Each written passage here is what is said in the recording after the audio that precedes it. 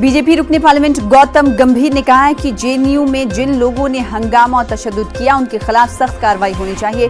इस तरह से उन्होंने कहा कि यूनिवर्सिटी का माहौल खराब हो रहा है।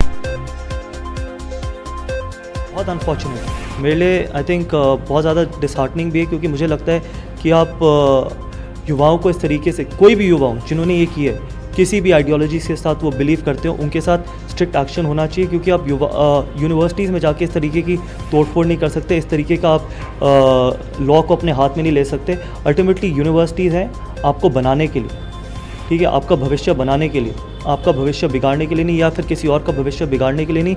तो जिस भी आइडियोलॉजी के ये युवा हैं जिन्होंने ये किया है, इनके साथ स्ट्रिक्ट एक्शन होना चाहिए। और मैं इस चीज़ को कभी भी एंडोर्स नहीं करूँगा। मैं फिर आपको एक और चीज़ कहना चाहता हूँ, ये देश हम सबका देश है। ये इस देश सिर्फ एक कम्युनिटी का देश नहीं है, हम सब ने मिलकर इस देश को बनाया है। चाहे वो अभी तक जहाँ तक भी ये देश पहुँचा है, ये देश में सबकी कॉन्ट्रीब्यूशन रही है।